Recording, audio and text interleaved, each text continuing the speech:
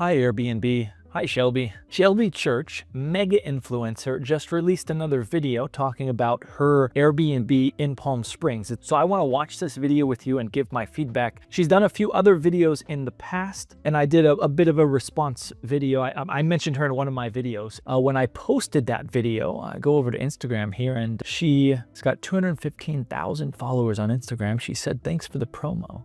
It wasn't a positive promo.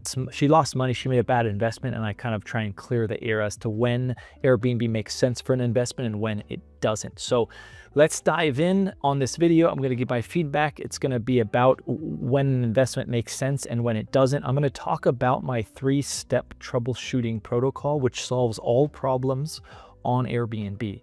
And then we're going to go to Palm Springs and find her listing and do a little live optimization for her. So let's start from the beginning here. Had a hypothesis the whole time that over time, nightly rents would go up with inflation. Everything gets more expensive over time. Our expenses would hopefully stay about the same, maybe raise a little bit, but just the way that your rent and food and airfare, everything has gone up in price, I thought that, nightly rates would also go up in price. That's a bad hypothesis, I would say. If everything is going up, then the people who are running the companies who are charging her is also going to go up. So I'm going to talk a little bit later about how you actually want to do an analysis on a property. Now, you can ask anyone who's been in an office job for the past 75 years, anyone in that time period, that if your hope is to outpace the level of inflation with your Airbnb nightly rates, without doing anything else with your salary, you've made a drastic miscalculation. There's actually a crucial thing we're gonna watch a little bit later. She's making an assumption as to why she's not making more, and actually it's not that, it's something else that most hosts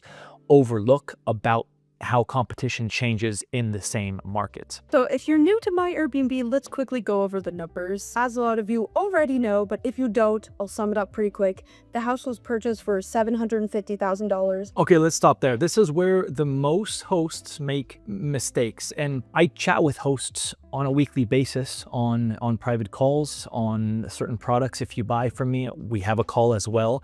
And this is where the first and unfortunately the biggest mistake is made. Now, I have 2 rules for my investments, and I have other videos on how well my investments have gone. So my process, my strategy has been repeated. It's a good strategy for investing. So 750,000. So if I'm looking at this house, I would make 2 estimates. A low end, worst case scenario, and a high end. In my high end estimate, I would have to make the purchase price within 5 years. So I would divide the purchase price, 750, by 5, that would be 150,000. So my high end estimate would have to be $150,000. If it's not, the property is not good. Now, unless you want to spend personal time there, you have a family, a wife, whatever that happens to be. So there are other consideration. But if it's just an investment, that's the first rule. The second rule is, in that estimate that I make, the 150,000 is just revenues, but we also want to take into consideration expenses. So I would measure out my expenses, and my expenses would have to be no more than 50% of my revenue any given month. I have 2 videos that talk about both of those rules. I will put them in the corner here. Between the amount we put down and the amount that we put into renovating, it was probably around $400,000. Okay. Whoa. I don't know if these pictures are real, the before, after. I hope they're from before. She should have known that she was going to spend an amount to renovate. So 400,000 brings that 750 up to 1,150,000. That means now her high-end estimate should have to be $230,000 per year. You're going to find when you go out into the world and you look, that's hard to achieve. And that's the point. You don't want to make a bad investment. We're going to go over to my favorite data analysis tool in a moment here. We're going to spy on her listing and see how much she's actually making. So let's continue here. We can see that in the past years, by this time, sort of end of September, we would have made around $55,000. Whoa. Okay, so here she's talking about how she's actually making less money right now. And this goes back to the point I mentioned before, which I want to hold off just a little bit longer, but she's showing her numbers here. This is amazing. If you want me to dive in, do a little screenshot here and look at all of these expenses and see if they actually make sense, and how she could maybe improve her operations from a financial statement perspective.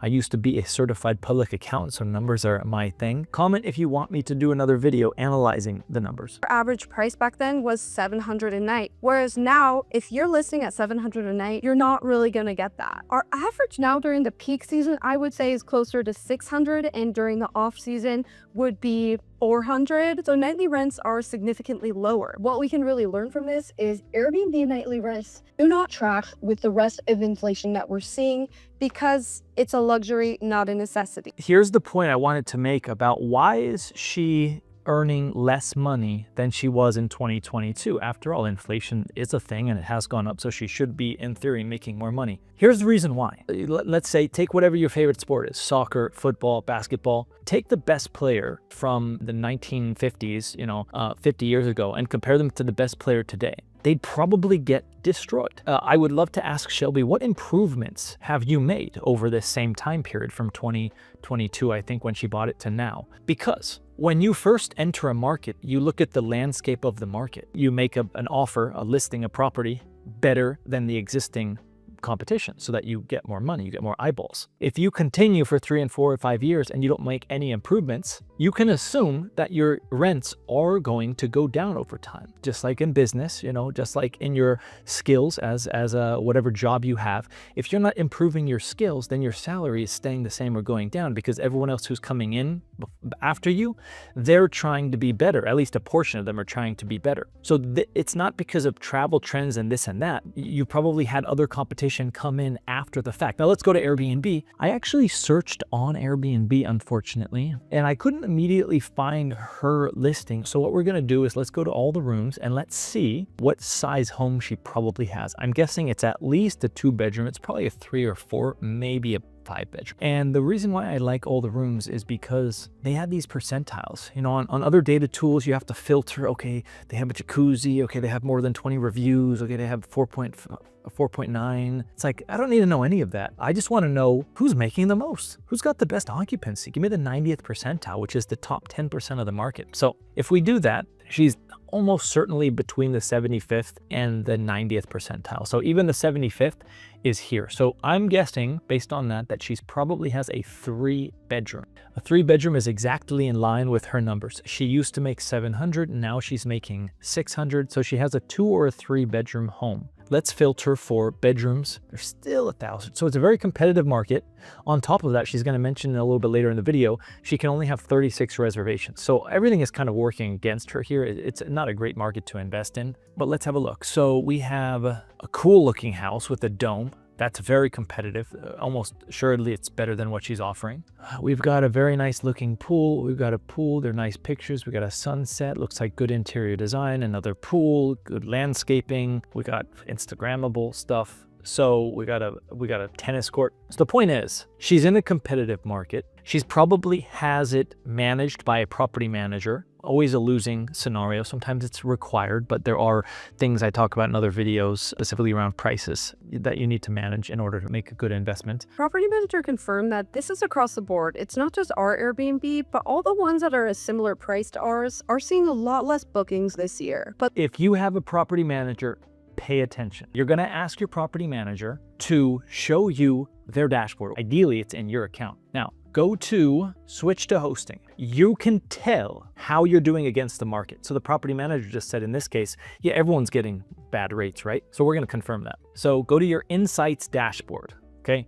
Go to your conversion occupancy rate. Now, select whatever listing you're doing, okay? Airbnb, I know you're watching. If a listing is not active, remove it from here. So I have all these listings that are not active. So, okay, this one's one that I'm managing. So go here, you're in occupancy. Now, go back a couple months, okay, apply. Select over time to similar listings. This particular listing is 22% higher than similar listings in the area in terms of occupancy. If you go to your property manager and they show you this and you're in line with similar listings, well, similar listings are 50th percentile of the market. That's not where you want to be, especially if you're paying a professional to professionally manage your listing and ideally your prices, although most property managers don't really actively manage prices. So now I have a high occupancy, that's great. But what if I have this high occupancy because I have a low nightly rate? So let's check nightly rate. We are $80 higher than similar listings in the area. So if your property manager is doing a good job, then you're going to be 30% or more higher in nightly rate and occupancy, because what Airbnb is showing me right here is they're saying similar listings. I think those similar listings are more average similar listings. We should be much higher in price and occupancy. Ultra high-end Airbnbs are actually doing really well, interestingly. The thing is, these really high-end Airbnbs have a very different clientele that aren't as concerned about the job market. So you just touched on something that is a truth. Now, the next Airbnb I buy, it's going to be an ultra luxury Airbnb. Why? Because why would I want 5 properties when I could just have 1 property that makes me $2,500 a night in a location that serves high net worth individuals who don't really care about economics? If there's downturns, they have passive income coming in no matter what. For my own investment, that's going to be where my eye is on for my next investment. Something that's very high end. There's much less supply. A lot more people have money to invest in studios and 1 bedrooms and 2 and 3 bedrooms. Less so when you get up that tier. Before I end this video, I want to talk about how I look at Airbnb and how am I able to outpace my competition consistently throughout the year in terms of reviews, but also conversion rate, search rank, occupancy, nightly rate. And that's very simply because I put all problems in Airbnb into 3 buckets. There's search rank problems, there are reviews or hospitality, and then there is pricing. So you have to get each of these optimized in that order to know that you're at a fully optimized Airbnb. So I have strategies on how you can optimize your online listing to separate yourself from your competition. These strategies are with your existing Airbnb. You don't have to have an ultimate luxury Airbnb, but there are strategies around title, text, and photos, listing settings that you can do to look maximally attractive and differentiate yourself from your competition so that you get more bookings. Number 2 is hospitality. I have certain hospitality concepts. There's the flexibility concept. There's the 10th review concept.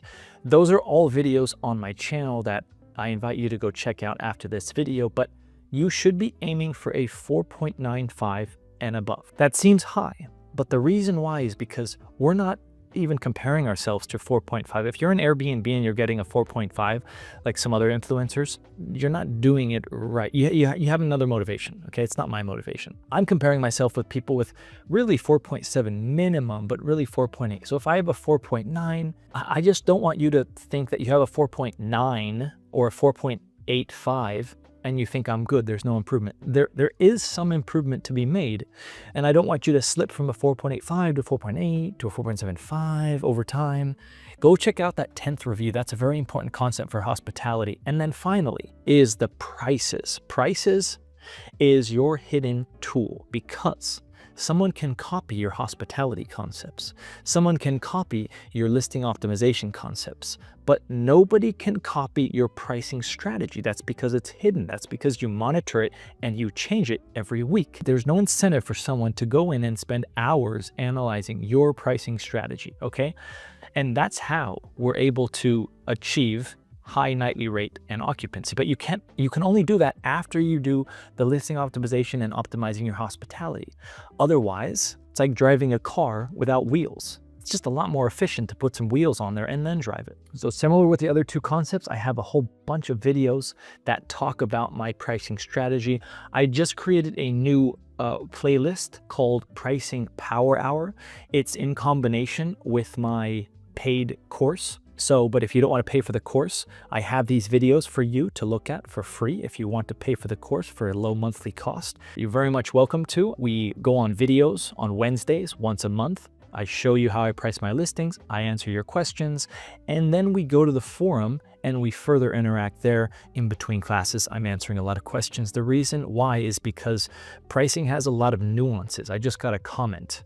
I did a video on minimum nights, and then someone made a comment, and it's a great comment, but it's a nuance. And I can't cover all the little nuances for all the specific markets out there. The video is on what are the best practices for nightly rates. Let's start there. And then market nuances will somewhat change that strategy sometimes. So the rest of the video is just her trying to justify to herself why she's making less money than she was in the past. I have made some investment videos as well. If you're looking to invest, do check out those videos. I've made a few investments that have become quite profitable. I've documented those investments and what I've done. I have some videos on, the first year, the second year, how things went, just like Shelby does here. Thanks for tuning in and the support. Don't be stingy with your likes. They help a small channel out more than you know. And I have just written a blog post, my pricing blueprint. It's long, it's detailed, but I have a table of contents so you can click around which topics you want. People are staying on that page for 6 minutes. So in the SEO world, people usually look at a web page for 45 seconds. That would be a good amount of time. On this page, actually nearly 7 minutes. So which tells me that I've written a good blog post. It's giving a lot of value. I took away the comments on there because there was just too much spam, to be honest. So if you have a question or a comment, you can leave it on publicly on one of these videos. That's ideal. Or just send me a message on social media or be on my website. Talk soon, hosts. Till then, happy hosting.